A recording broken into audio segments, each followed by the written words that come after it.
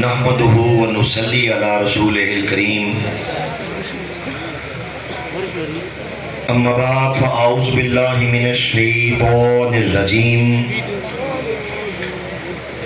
بسم اللہ الرحمن الرحیم ما كان محمد نبا احد من رجالكم ولكن رسول الله وخاتم النبيين قال النبي صلى الله عليه وآله وسلم انا خاتم النبيين لا نبي بعدي. حضرات علماء کرام، مشائخ اعظام، سادات کرام، شبان ختم نبوت کے جملہ عہدیداران، کارکنان، حاضرین باتمکین، عزیز طلبہ، شمع ختم نبوت کے پروانوں،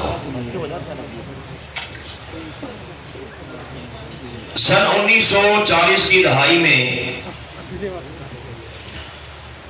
نواب راحت سعید خان چھتاری آپ بھارت کے صوبہ اتر پردیش کے گورنر رہے.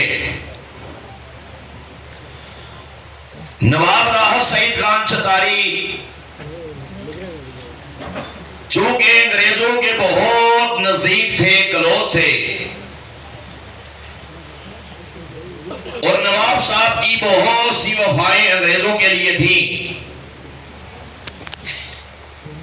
جس کے عوض برٹش گورنمنٹ نے انہیں اتر پردیش کا گورنر بنا دیا. نواب راحت سعید خان چھتاری اپنی پرسنل ڈائری کے اندر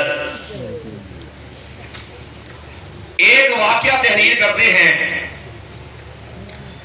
وہ واقعہ جسے بعد میں ہندوستان کے بہت سے اخبارات نے، رسائل و جرائد نے بھی پرنٹ کیا. اس کے بعد دنیا بھر کے اندر کئی زبانوں میں اس واقعے کو ٹرانسلیٹ کیا گیا، اس کا ترجمہ کیا گیا، اور ان مقامی زبانوں کے اخبارات میں، رسائل و جرائد میں بھی وہ واقعہ تحریر کیا گیا. ملک پاکستان میں کئی اخبارات میں، رسائل و جرائد میں وہ واقعہ چھپا. لاہور اردو بازار فرید بک سٹال سے ایک کتاب چھپی جس کا نام ہے تحفظ عقائد اہل سنت. اس کتاب کے اندر بھی وہ واقعہ تحریر کیا گیا. ایک کتاب کراچی سے چھپی جس کا نام ہے اسلام کے مجرم. اس کتاب کے اندر بھی وہ واقعہ تحریر کیا گیا. اس کے علاوہ یہ میری کتاب جس کا نام ہے قادیانی، اسلام اور وطن کے غدار، میں نے وہ واقعہ اپنی اس کتاب کے اندر بھی درج کیا. اس کے علاوہ لاہور ہائی کورٹ کے سابق قائم مقام چیف جسٹس جناب محترم جسٹس میاں نذیر اختر صاحب،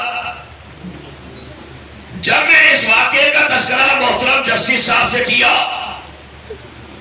آپ فرمانے لگے کہ برق صاحب، آپ نے بالکل صحیح واقعہ تحریر کیا ہے، کیونکہ کہا کہ لاہور ہائی کورٹ کے ہمارے قریب، ہمارے دوست، ہمارے ساتھی جناب جسٹس عبدالحمید چیمہ صاحب نے کہا وہ سارے کے سارے مناظر اپنی آنکھوں سے دیکھے ہیں، جن کا تذکرہ میں ابھی آپ کے سامنے کرنے جا رہا ہوں. ذرا ہوش سے سنیے گا کہ واقعہ ہے کیا. نواب راحت سعید خان چھتاری کہتے ہیں کہ جب میں اتر پردیش کا گورنر تھا مجھے ایک بار سرکاری دورے کے لیے لندن جانا پڑا. وہاں میری ملاقات ایک سینئر انگریز بیوروکریٹ سے ہوئی. بہت بڑا سرکاری آفیسر تھا. کہا میرا بڑا اچھا جاننے والا تھا کیونکہ ہندوستان میں بھی اس نے بڑا عرصہ میرے ساتھ مل کے کام کیا تھا, میرا کولیگ بھی رہ چکا تھا. کہا اس نے مجھے کہا کہ نواب صاحب میں کل آپ کو ایک ایسی جگہ دکھاؤں گا جس کے بارے میں مجھے یقین ہے نہ تو کبھی آپ نے اس جگہ کو دیکھا ہوگا نہ اس کے بارے میں سنا ہوگا, لیکن اس کے لیے خاص قسم کی پرمیشن چاہیے, اجازت چاہیے. میں آج وہ اجازت لے لوں گا, کل آپ کو اپنے ساتھ وہاں پہ لے جاؤں گا. نواب صاحب کہتے اگلے روز صبح سویرے اپنی جیپ میں بیٹھ کے میرے پاس آیا, مجھے اپنے ساتھ اپنی جیپ میں سوار کیا اور ایک نامعلوم جگہ کی طرف چلنا شروع کر دیا. غور سے بات سنیں, توجہ کر, دھیان ادھر کریں. ایک نامعلوم جگہ کی طرف چلنا شروع کر دیا. کہا چلتے چلتے شہر کی وادی پیچھے رہ گئی, آگے سرسبز قسم کی لہلہاتی فصلیں شروع ہو گئی, چھوٹے چھوٹے باغات شروع ہو گئے, قصبے دیہات شروع ہو گئے. کہا ہم پھر بھی چلتے رہے یہاں تک کہ پرپیش قسم کے پہاڑی راستے شروع ہو گئے, بل کھاتی ہوئی سڑکیں شروع ہو گئی. ہم پھر بھی چلتے رہے یہاں تک کہ ایک مقام ایسا آیا جہاں پہ مزید ہماری جیپ آگے نہیں جا سکتی تھی کیونکہ آگے روڈ ہی نہیں تھا. نواب صاحب کہتے ہیں اس انگریز نے وہیں پہ سائڈ پہ کر کے اپنی جیپ کو کھڑا کیا اور ہم نے پیدل چلنا شروع کر دیا. کہا چلتے چلتے ایک مقام ایسا آیا, ہم نے کیا دیکھا, ایک لکڑی کا چھوٹا سا گیٹ تھا اور گیٹ کے ساتھ ارد گرد کر بڑی دور دور تک ایک بار سی پھیلی ہوئی تھی. گیٹ کے باہر 12-13 فوجی جوان کھڑے تھے. نواب صاحب کہتے ہیں ہم ان کے پاس گئے, اس انگریز بیوروکریٹ نے وہ لیٹر ان کو دکھایا, انہوں نے غور سے دیکھا, اوکے کیا اور ہمیں اندر جانے کی پرمیشن مل گئی, اجازت مل گئی. اپنا ایک فوجی جوان انہوں نے ہمارے ساتھ اندر روانہ کر دیا. کہا تھوڑا سا چلے تھے تو کیا دکھائی دیا, ایک بڑی ہی ذی شان قسم کی عمارت تھی جس کی 3-4 منزلیں تھی اور بڑی شان و شوکت کے ساتھ اسے پیار کیا گیا تھا. نواب صاحب کہتے ہیں میں یہ دیکھ کے حیران رہ گیا کہ یہ جنگل کے اندر منگل کیسا ہے. اتنے خطرناک پہاڑی راستوں کے بعد اتنی بڑی بلڈنگ, کوئی یونیورسٹی ہے, کوئی تعلیمی ادارہ ہے, کوئی کالج ہے. میں نے یہ دیکھا, اتنے میں ہم نے کیا دیکھا کہ 2 نوجوان ہمیں ہماری طرف آتے دکھائی دیے جن کا حلیہ کچھ ایسا تھا, جن کے چہرے پہ داڑیاں تھیں, عربی طرز کے مطابق انہوں نے لباس زیب کن کیا ہوا تھا, سر پہ عربی طرز کی ٹوپی بھی رکھی ہوئی تھی. جیسے ہی ہمارے پاس سے گزرے دونوں نے بیک زبان میں کہا السلام علیکم ورحمۃ اللہ وبرکاتہ. نواب صاحب کہتے ہیں ظاہری بات ہے میں مسلمان تھا, میں نے سلام کا جواب دیا, لیکن مجھے دھچکا سا لگا. میں نے سوچا یہ تو مسلمان طلباء کا حلیہ ہے, یہ یہاں پہ کیسے آئے, کیا یہ کوئی اسلامی ادارہ ہے, کوئی مدرسہ ہے؟ نواب صاحب کہتے ہیں میں نے انگریز بیوروکریٹ سے پوچھا اور مجھے یہ تو بتا تو مجھے لایا کہاں ہے؟ آگے سے کہا انگریز بیوروکریٹ نے کہا نواب صاحب چپ رہیے بس دیکھتے جائیے آپ نے یہاں پہ کوئی سوال نہیں کرنا. کہا میں چپ ہو گیا. اتنے میں ہم شہر سے ہوتے ہوئے اندر اینٹر ہوئے. ایک لمبا سا کمرہ تھا اس کے باہر سے گزرے. لمبا سا ہال تھا. اندر نگاہ پڑی تو کیا دکھائی دیا کہ ایک سائڈ پہ بلند نشست تھی. اس پہ ایک سید عالم دین تشریف فرما تھے جن کے چہرے پہ داڑھی تھی اور عربی طرز کا انہوں نے بھی لباس زیب کر کیا ہوا تھا. ان کے سامنے سینکڑوں طلباء بیٹھے تھے اور استاد کے سامنے اس سید عالم دین کے سامنے قرآن پاک کھلا ہوا تھا. ساتھ کتب تفاسیر پڑی ہوئی تھی. وہ استاد کیا کرتے؟ قرآن پاک کی تلاوت کرتے. کوئی آیت پڑھتے اس کا ترجمہ کرتے پھر اس کی تفسیر بیان کرتے. نواب صاحب کہتے ہیں آگے سے سینکڑوں طلباء خاموشی سے سن رہے تھے. پھر کیا ہوا مجھے یقین ہو گیا واقعی یہ تو مدرسہ ہے, مدرسے والا ماحول ہے. میں نے پھر پوچھنا چاہا کہ یہ مدرسہ بنایا کس نے ہے جبکہ باہر سارے کے سارے جو پہرے دار کھڑے ہیں وہ یہود و نصارہ کھڑے. نواب صاحب کہتے ہیں آگے سے مجھے انگریز بیوروکریٹ نے پھر کہا کہ نواب صاحب چپ رہیے دیکھ کے جائیے آپ نے یہاں پہ کوئی سوال نہیں کرا. نواب صاحب کہتے ہیں میں چپ ہو گیا. پھر کیا ہوا اگلے کمرے میں گئے پھر ویسا ہی منظر تھا. ایک سائڈ پہ ایک استاد بیٹھے تھے. ان کے سامنے کتب احادیث پڑھی تھی. احادیث پڑھتے ترجمہ کرتے اور حدیث کی شرح بیان کرتے. سامنے طلباء بیٹھے تھے. توجہ اگلے کمرے میں گئے پھر ویسا ہی منظر تھا. فقہ پہ تعلیمات دی جا رہی تھی. مسئلے مسائل بتائے جا رہے تھے.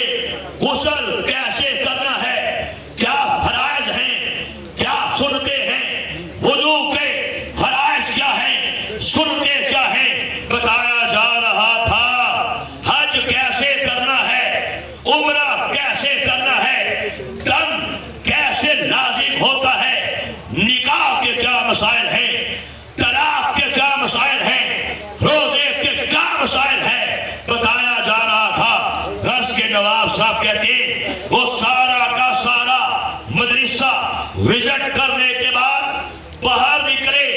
چلتے چلتے جیپ تک پہنچے. جیپ میں بیٹھے جیپ نے چلنا شروع کر دیا. نواب صاحب کہتے ہیں اب مجھ سے نہیں رہا گیا. میں نے اس انگریز آفیسر سے پوچھا اور یہ تو بتا تو نے مجھے دکھایا کیا ہے. ابھی کوئی تبصرہ نہیں کر رہا, ابھی ہم نے سننا ہے. مجھے تو نے دکھایا کیا ہے. نواب صاحب کہتے ہیں اس انگریز بیوروکریٹ نے ایک ایسی بات کی میرے پاؤں تلے سے زمین نکل گئی. آپ بھی ذرا کلیجوں کو دھاپ کے سنیے گا. نواب صاحب کہتے ہیں اس انگریز بیوروکریٹ نے مجھے بتایا کہ نواب صاحب یہ جتنے آپ نے دیکھے ہیں یہ داڑھیوں والے, عربی طرز کی ٹوپیوں والے, عربی طرز کے لباس والے, ان میں سے کوئی ایک بندہ بھی مسلمان نہیں ہے. اللہ اکبر, استغفر اللہ, ایک بندہ بھی مسلمان نہیں ہے. کہا پھر یہ کون ہے؟ کہا یہ سارے کے سارے کچھ اس میں یہودی ہیں, کچھ اس میں عیسائی ہیں. یہاں پہ کیا کر رہے ہیں؟ کہا اسلامی تعلیمات کو حاصل کر رہے ہیں. اس لیے نہیں اسلام سے ان کو بڑی محبت ہو گئی ہے, اس لیے بھی نہیں شاید کہ یہ اسلام قبول کرنا چاہتے ہیں, بلکہ کہا سنو اس لیے یہاں پہ اسلامی تعلیمات حاصل کرنے کے بعد یہ پوری دنیا میں چلے جاتے ہیں, بالخصوص ہندوستان میں پھیل جاتے ہیں. وہاں لوگوں کے پاس جا کے یہ بتاتے ہیں کہ ہم یورپین مسلمان ہیں, عیسائیت سے ہم نے اسلام کو قبول اسلام سے تعلیم حاصل کی ہے، ایک جعلی ڈگری بھی ان کو دکھاتے ہیں اور کہتے ہیں کہ ہم چاہتے ہیں اسلام کی خدمت کی جائے، ہمارا کوئی مطالبہ نہیں ہے، کوئی ڈیمانڈ نہیں ہے، ہم آپ کے بچوں کو فری تعلیم دیں گے، بس 2 ٹائم کا ہمیں کھانا دے دیجئے، آپ کے بچوں کو ہم بتائیں گے کہ اسلام کسے کہتے ہیں۔ کہا پھر یہ لوگ سلو پوائزننگ کرتے ہیں، قرآن کا نام لے کے قرآن پہ حملہ کرتے ہیں، احادیث کا نام لے کے احادیث کی حجیت کا انکار کرتے ہیں، صحابہ کا نام لے کے آل بیت کا نام لے کے صحابہ آل بیت کی عزت پہ حملے کرتے ہیں، اسلام کا نام لے کے اسلام پہ حملے کرتے ہیں اور لوگوں کے سینوں سے اس کے رسول کی چگاری کو اس طریقے سے نکالتے ہیں اور ایسے ڈر مارتے ہیں کہ پتہ بھی نہیں لگتا اور انسان مرتد ہو جاتا ہے۔ کہا یہ ان کا طریقہ کار ہے، اس میں یہ کام کر رہے ہیں۔ اور نواب صاحب کہتے ہیں اس انگریز بیوروکریٹ نے مجھے یہ بھی بتایا کہ دنیا بھر کے اندر جتنے بڑے بڑے گستاخان رسول ہیں یہی ادارہ ہے، انہیں کھڑا بھی کرتا ہے، بعد میں ان کی پشت پناہی بھی کی جاتی ہے۔ اور نواب صاحب کہتے ہیں اس نے یہ بھی بتایا کہ راجپال کا ایک لانتی آپ کو بھی یاد ہوگا جس نے ہمارے آقا کی عزت پہ حملہ کیا تھا، ہائے ہائے امہات المومنین کی عزت پہ حملہ کیا تھا، ایک کتاب چھاپی تھی جس کا نام تھا نعوذ باللہ رنگیلا رسول، ہمارے آقا کے بارے میں بڑی بکواسات کی گئی تھی۔ کہا یہی ادارہ ہے جس نے کتاب کو لکھوایا تھا لیکن چھاپنے والا رازپال تھا۔ پھر آپ کو یہ تو یاد ہوگا نا کہ اسلام کے ایک عظیم بیٹے نے، ایک سچے آج کے رسول نے، جس کو دنیا غازی علم الدین شہید کہتی ہے، اپنے خنجر کے وار سے اس گستاخ کا پیٹ پھاڑ کے کتے کی موت مار کے یہ دکھا دیا تھا کہ ابھی محمد عربی کے مارنے والے ابھی ہم زندہ ہیں۔ تاج و تخت نبوت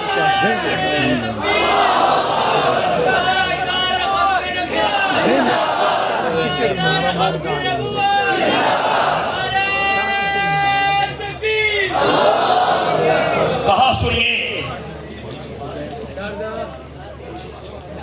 کہا لیکن سنیے، کھڑا کرنے والا راسپال کو یہی ادارہ تھا۔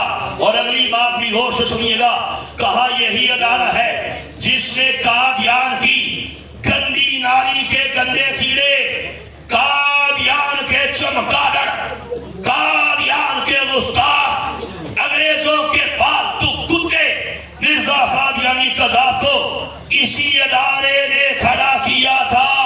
اسی ادارے کے اندر ساری کی ساری پلاننگ کی گئی تھی، اسی ادارے کے کہنے سے WW100 کو برِ صغیر بھیجا گیا تھا کہ جاؤ اس بات کا حل پیش کرو، اس بات کا سلوشن پیش کرو، کون سا طریقہ ایسا ہے ہم مسلمانوں کو تباہ و برباد کرنے میں کامیاب ہو سکتے ہیں۔ کہا کہ قادیانیت کے، کہا توجہ، کہا قادیانیت کے شجر خبیثہ کو اسی ادارے نے کھڑا کیا تھا، لگایا تھا۔ الگ موضوع ہے، میرے پاس تفصیلات میں جانے کا، توجہ سے بات سنیے، تفصیلات میں جانے کا میرے پاس ٹائم نہیں ہے۔ WW100 کون تھا صرف چند باتیں پیش کر کے آگے بڑھنا چاہتا ہوں۔ کبھی موقع ملے برِ صغیر کی تاریخ کا مطالعہ کر کے دیکھیے گا کہ سب کانٹیننٹ کے اندر ظالم انگریز ہمارے ہندوستان کو کیسے سونے کی چڑیا سمجھ کے یہاں پہ آئے تھے، پھر کیسے مغل بادشاہوں سے حکومت کو چھینا گیا تھا، تختہ دار پہ لٹکایا گیا تھا، پھر کیسے ہمارے علماء کو درختوں کے ساتھ قطار در قطار باندھ کے ہائے ہائے شہید کیا گیا تھا۔ تاریخ یہ کہتی ہے کہ دلی کے چاندنی چوک سے لے کے پشاور تک کوئی ایک درخت بھی ایسا نہیں تھا جس کے ساتھ کسی عالم دین کی لاش کو نہیں لٹکایا گیا۔ ہائے ہائے، سور کی کھالوں میں سینے کے بعد ہمارے علماء کو آگ لگا کے نظر آتش کر دیا جاتا رہا، توپوں کے سامنے کھڑے کر کر کے ہمارے علماء کرام کو شہید کیا جاتا رہا۔ ہائے ہائے، تیل کے کڑاہوں میں تیل کو گرم کر کے اس میں علماء کرام کو جلایا جاتا رہا، کبھی بھٹیوں میں ڈال ڈال کے جلا کے شہید کیا جاتا رہا۔ ہم نے یہاں تک پڑھا ہے کہ تھیلوں کے اندر انسانی گندگی ڈال کے تھیلوں کے منہ علماء کرام کے منہ کے ساتھ باندھے جاتے رہے، عورتوں کی استعمال کی گئی۔ تاریخ یہ بتاتی ہے کہ یہاں تک ظلم و جبر کے پہاڑ توڑے گئے تھے کہ جوان بیٹے کی گردن میں چھری پھیر کے بوڑھے باپ کا منہ پکڑ کے منہ کھول کے خون کی دھار کے آگے تک کیا جاتا رہا ہے۔ ہائے ہائے، الگ موضوع ہے 1857 کی جنگ آزادی ہوئی تھی، الگ موضوع ہے تیرے تابعین کو کیسے کیسے مالٹا کی جیلوں میں ہائے ہائے کبھی کہ کوئی جیل میں اور کڑوا کڑوا کے مارا جاتا رہا ہے، سسکا سسکا کے اور مارا جاتا رہا ہے۔ لیکن میں پوچھنا چاہتا ہوں کہ ہمارے تابعین نے انگریزوں کے خلاف جو جہاد کے فتوے دیے تھے کیا پیچھے ہٹ گئے تھے؟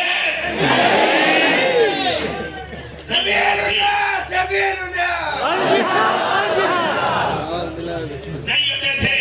1857 کی جنگ آزادی کے بعد تاریخ یہ بتاتی ہے، توجہ، میں بڑی عام باتیں علماء جانتے ہیں، میں ہزاروں کتابوں کا نچوڑ ان چند جملوں میں آپ کے سامنے پیش کر رہا ہوں کہ ہمارے ساتھ کیا کیا کھلواڑ کیے گئے۔ تاریخ یہ بتاتی ہے ہر قسم کے ظلم و جبر کے پہاڑ توڑے گئے۔ 1857 کی جنگ آزادی کے بعد پھر انگریز پاگل ہاتھی بن گیا تھا، پہلے سے بڑھ کے ظلم و جبر کے پہاڑ توڑے گئے۔ آخرکار سنیے پھر کیا ہوتا ہے، لندن کی جنگل کی حویلی کا اور یہی ادارہ W ہنٹر نام کے ایک بہت بڑے کمینے، ایک بہت بڑے شیطان بیوروکریٹ کو برے صغیر بھیجتا ہے کہ جاؤ اس بات کا حل پیش کرو، کون سا طریقہ ایسا ہے ہم مسلمانوں کو تباہ و برباد کرنے میں کامیاب ہو سکتے ہیں۔ پھر سنیے کیا ہوتا ہے، W ہنٹر برے صغیر آتا ہے، آ کے ایک میٹنگ کال دیتا ہے، دنیا بھر سے بڑے بڑے شیاطین، بڑے بڑے کفر کے پرنس، کفر کے دماغ یہاں پہ اکٹھے کرتا ہے اور کہا جاتا ہے اس بات کا حل پیش کیا جائے، کون سا طریقہ ایسا ہے ہم مسلمانوں کو تباہ و برباد کرنے میں کامیاب ہو سکتے ہیں۔ آخرکار کیا ہوتا ہے، 3 دن کی میٹنگ ہوتی ہے، اس کے بعد ایک رپورٹ پیش کی جاتی ہے، وہ رپورٹ جو آج بھی انڈیا اور اس لائبریری لندن میں موجود ہے۔ میں نے اس رپورٹ کا ذکر اپنی یہ کتاب قادیانی اسلام اور وطن کے غدار میں کیا ہے۔ ہم نے وہاں سے اس کی کاپیز کو لیا، دنیا بھر کے اندر ہم نے اس کو وائرل کیا کہ یہ دیکھو ہم مسلمانوں کے ساتھ کتنا بڑا کھلواڑ کیا گیا۔ رپورٹ میں لکھا تھا کہ مسلمانوں کو تباہ و برباد کرنے کے لیے تمہیں 2 کام کرنے پڑیں گے۔ کون سے 2 کام؟ نمبر 1، انہی میں سے ایک بندے کو ڈی ٹریک کرو، پیسہ دو، زمین دو، جائیداد دو، جو چاہیے مہیا کرو، اور اسے کہو کہ نعوذ باللہ نبوت کا دعویٰ کر دے اور اپنی نبوت کا اعلان کر دے اور یہ بکواس کر دے کہ نعوذ باللہ محمد کی نبوت کا زمانہ چلا گیا، اللہ نے محمد کے بعد اب اسے نبی بنایا ہے، پیچھے ہم ورزی کریں گے اور یہ جہالت کا دورہ ہے، ہم پیچھے سے کام کریں گے، جو اس کو مانے گا سینے سے ایمان کا نور نکل جائے گا۔ مجھے یہ وحی کی ہے، آج کے بعد انگریزوں کے خلاف جہاد نہیں کرنا اعلان کرے گا۔ اللہ نے کہا ہے انگریزوں کے خلاف جہاد کرنا حرام ہو چکا ہے۔ جب وہ یہ کہے گا ہم آرام سے حکومت کرتے رہیں گے، کوئی رد عمل نہیں ہوگا، کوئی ریاکشن نہیں ہوگا۔ یہ وہ خباثت تھی جس پہ انہوں نے پلان کر لیا۔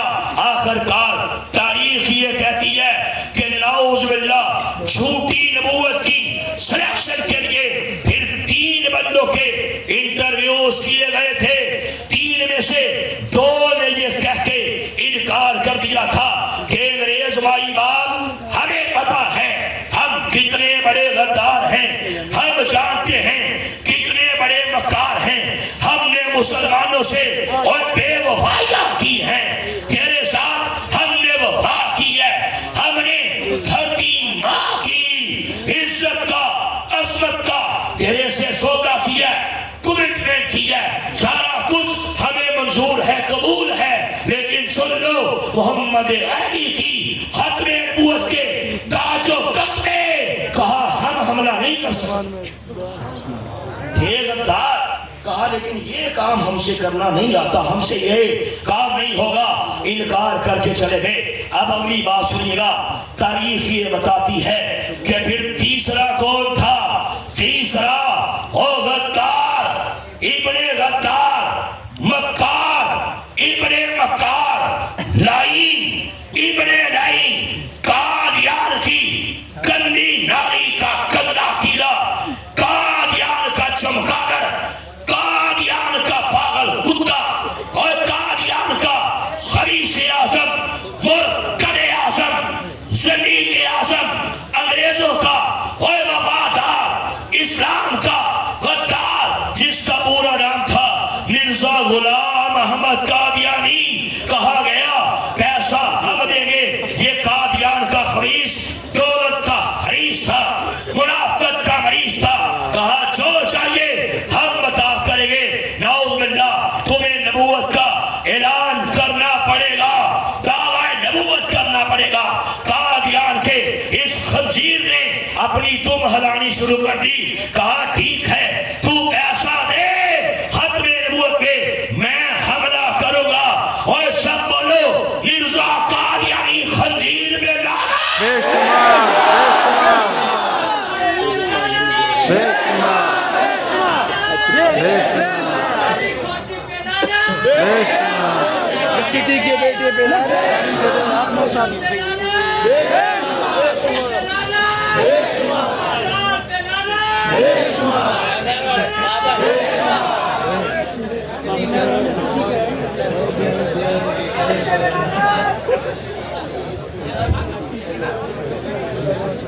تو نہیں ہے نا؟ نہیں، ابھی تو اچھا گزارش یہ ہے کہ بارش ہو رہی ہے اور پانی ٹپکنا شروع ہو گیا نا، تو اگر یہ کارپیٹ گیلے ہو گئے تو پھر اگلے 10 دن سوکھنے نہیں، اس میں مشکل ہوگی نا ہمیں، تو آہستہ آہستہ ساتھی جائیں، مسجد کے حال میں اوپر والے حال میں تشریف لے جائیں، برسہ وہی تشریف لائیں گے، بیان وہی ہو جائے گا، صرف 50 ساتھی رک جائیں، آگے والے ہم نے کارپیٹ کھانا ہے۔